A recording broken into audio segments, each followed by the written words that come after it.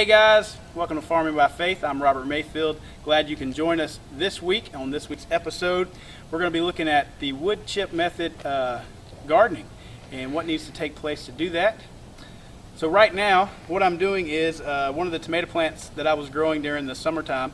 I'm digging up some of the wood chips that I had from there because I'm changing my garden around a little bit, and that's what takes place. Sometimes with your progression, you'll find out what works best, and you'll want to move different things in the garden. And guess what? You have the freedom to do that because it is yours. And so I'm going to get back to work here, dig this up, and then as we go through this video, you're going to see the wood chip method come to play, what you need to do at your house, and it'll work for pretty much any landscape. So let's get to work. You can actually see the wood chips in it and just how rich it is. And so what this makes, it makes compost tea for your plants. So like when it rains and that water starts flowing through and filtering through the wood chips, because it's the whole tree that's been mulched up and decaying and composting, it makes compost tea. And this is where good nutrition comes for your plant. This is why your plants take off and they grow like crazy. And so you can have this soil to grow in, and then I'll show you some other soil real quick of what they're growing on top of. You'll be amazed. So right here, if you put wood chips at least 8 inches down on the soil, even if it's this stuff right here, your plant will thrive and it will grow, because the wood chips and stuff is feeding the soil itself. It's decomposing, and that's what that compost tea is. That's what's fueling the plant. And so even if you have soil like this, or if you have something a little more like clay or very rocky, it's still going to work. So you can see even over here, this is where I had one tomato plant and I had put potash and wood chips down, but this is after 8 inches of wood chips had been on top. There's a difference here to here. Look, 1 foot away, and this is what this was here. And I just had this little 6 foot by 7 foot section covered for 5 months, and there's already a difference. So we're going to head down to the wood chip area and gather some wood chips and come back and go through the process of what you have to do so that your garden will have this great nutrition to the plants. So let's head down to the wood chip area. All right, guys, let's go on a journey to the wood chips.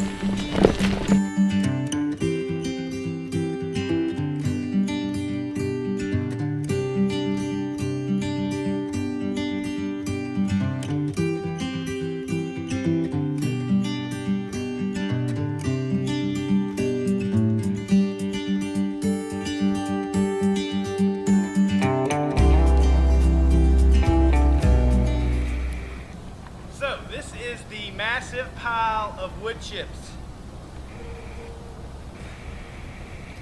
Now, to give you scale, I'm roughly 6'1", 6'2".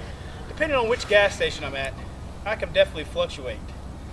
They're not to scale, but anyways, this wood chip pile and along with the rest of this wood chip pile all came this year, and it's amazing how this came about. So the testimony I want to tell you about these wood chips before we get started is that this summer, when this whole process started, I was seeing this whole wood chip method beginning, and I'm like, how in the world am I going to get wood chips? And so I got onto a Facebook group, which is Back to Eden Gardening Facebook group, and I wrote on there and I said, hey guys, where do you get your wood chips from, or how do I get wood chips? And a gentleman wrote me back and he said, if you'll just reach out to one of the tree companies who are trimming around the power lines and stuff like that for the county, they'll be more than happy to give you wood chips. And so I said okay, and I prayed about it. And the next morning I got up and I was heading to my mother-in-law's house. I was going to be there a little later, but I said I'm going to get up early and go be nice, be a great son-in-law, and get her a coffee and a little treat, a little snack.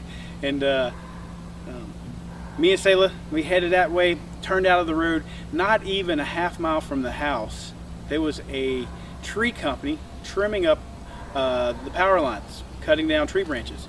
So I pulled over and I said, hey guys, well, at first I went past them and I was like, you know what, I need to turn around, I need to go ask them. So I turned around, came back and said, hey guys, would it be any problem if I could get some of the wood chips? And they said absolutely. And so they brought me a load, and it's one of these in here, it's one of their piles.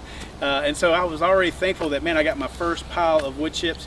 And then the office administrator at the church told me that the people at the church, around the church, were trimming the trees and the power lines. And so me and the senior pastor, he ran out of the office, he went up there and asked them, and this is a quarter of what we've received from that. So let me encourage you that when you see one of those companies, just go and ask them. They'll be more than happy to get you some wood chips. They may not be able to bring it to your house. You may have to find the means, but it is amazing. But I want to show you a couple things real quick as we load it up. Just look at how, like, this pile right here is decomposing. And so it's everything of the tree, the full tree, leaves, everything, and it goes through that process, that chemical process of just breaking down. And so you really want it to be seasoned. You can see a difference from this one compared to this pile over here. This was one of the piles that have been probably the newest to the wood chip family. And it's not as broken down as mulch, a little pun there, as much. So we're not going to use that one now. We're going to let that season a little bit longer. So we're going to grab from one of these piles over here that's been sitting now for about 5 months, and we're going to put that down in our garden. Now as you're grabbing your mulch, now remember, it's still breaking down, it's getting seasoned, and when you think of season, don't think of spices like oregano or a spicy meatball. It's going through a process and it takes time. And so think of like seasons as a time frame, months. And so if this has been sitting for 5 months, it needs to go a little bit longer. But right now it's November. We're going to put it on the ground, and by February, March, and April, it's going to be just right. So just load it up. And when you see that process taking place, you ever wonder why mulch just kind of smokes in the steam? Or I guess not smokes, steam would be better. When you see it just kind of going through that process, that's what it means to be seasoned. When you see that steam coming off that mulch, especially on a cold morning, chemical process is taking place in there. It'll turn into that good soil that we saw back there. You know, that one soil that you saw was probably about a 1.5 years old. Could be a little bit longer, but I would say minimum it was a 1.5 years. And so you can see the difference from that soil to even to me holding this right here. It still has a way to go to break down. But don't think of pine shavings and chipped up wood as what we're talking about when we say wood chips. You definitely want to think about leaves and the fullness of the tree being grinded up. That's wood chips. And there is a big difference. And pine needles and stuff like that, you'll get those mixed in there, especially from these tree companies, because they're just grinding up whatever they cut down. It could be pine, it could be oak, it could be maple, it could be the little saplings that you see. It doesn't matter. It all breaks down. When you look at nature, things throughout nature, it doesn't say, whoa, don't put your leaves over here, you're not of our family. No, the wind blows, it breaks, it falls down, it lands on the ground, and it decomposes. So just like in nature, it doesn't matter necessarily what's all in it. It's great to have a good mixture of wood and fullness of the tree in your mulch.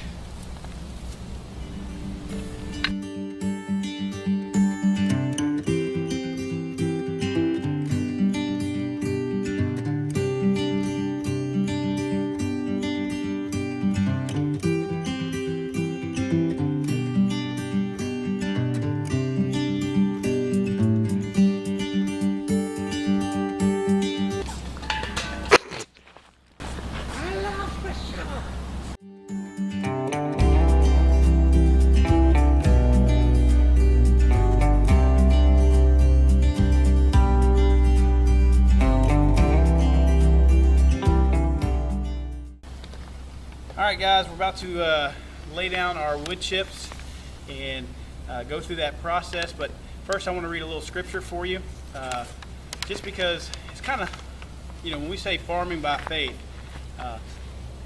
we want to be as biblical as we can, and so hopefully this is the verse that's sticking with farming by faith, which is Psalm 104 verse 14.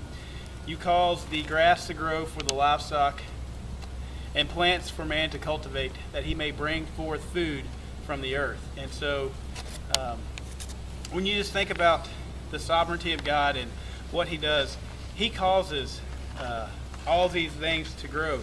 You can plant the seed, but apart from the Lord doing the work, it won't grow. And I love in scripture also when Paul is, I believe it is in Corinthians, when he's talking to the church, and he tells them that, whether I planted or Apollos planted or whoever watered, the Lord got the increase. And that's what it is. And so, when you think about farming by faith and you start doing your wood chip gardening, just know, trust in the Lord. And you'll learn when a plant doesn't grow just as much as you do from a plant that does. And in those moments are teaching moments. It's not that you're a failure. It's not that something's wrong with you or something like that. God may be teaching you through the garden. And so we're now moving forth to showing you what's about to take place. And we're just going to do a small little section today. As you probably see behind me, there's a ton of trees that my progression throughout the rest of the fall, winter, even into the spring, is to cut down more trees, which I've already cut down. And they're not all big, but between this size and this size, probably 40 trees. This whole section was full of woods throughout, and so I've been cutting down trees after trees, and but I got to have at least a small section. That gives me peace of mind that, I'll at least have one extra place to plant. And so that's where you can be encouraged by, if you just do that 8-foot section, put your little raised bed or little wood chip area, you'll at least have one section you can plant. So whether something happens, you don't know what tomorrow will bring, you can at least say, I have somewhere to plant something. First thing we want to do, I pulled back this soil. This is where I had a couple tomato plants beginning of the year. And I already really took off the 6 to 7 inches of wood chips that I had before. And I showed you previously in the video of what it was growing on top of. Now this is where, just in 5 months, how the soil underneath already looks underneath all the wood chips that was 7, 8 inches below. And I had put newspaper down 5 months ago. And it's completely pretty much disintegrated. There's a couple little small pieces here and there, but we're going to first lay down newspaper. And you don't need a ton of newspaper, and you don't want the waxy insert newspaper. You want just the regular, I'll show you real quick, just the regular kind. You don't want that waxy paper. And all the newspaper is to do is to help suppress. So if you have grass, you're helping kill the grass and the weeds, both, because what will happen is with that, like the green grass, if you're doing this in the spring, it's going to put nitrogen in your soil.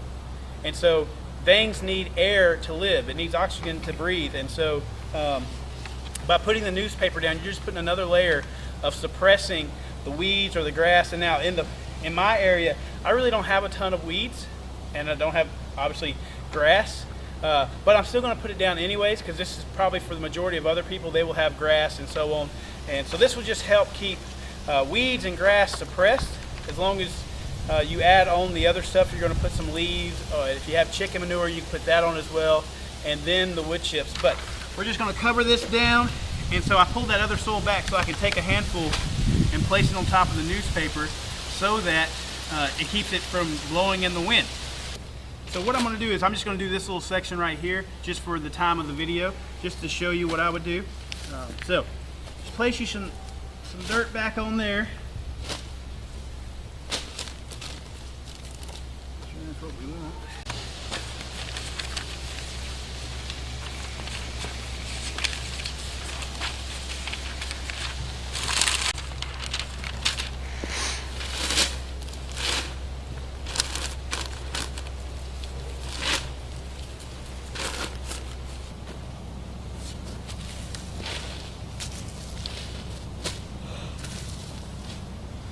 So you would cover it back up with one layer and just start filling it up, just covering the newspaper.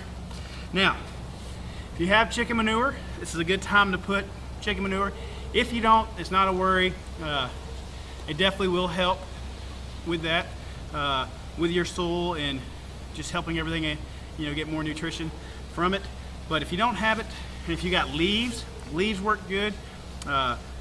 As I move forward, I will have some leaves on here as well. But so you scoop back some of this, and then minimum, I would say 6 to 8 inches of wood chips need to go on top of this. And the thicker the better, so it's not going to hurt nothing. It doesn't have to be exact, but just think about a plant growing, and the deeper it can have roots is the stronger foundation that plant's going to have, and the more that it can pull from the soil. So at least lay you down, I'd say 6 to 8 inches, leaning more towards the 8 inches. And just start covering and filling.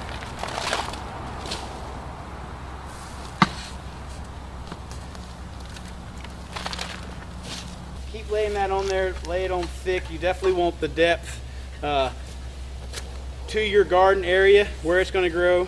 But as you saw earlier, you can tell the difference, and it will work to whatever you're growing on.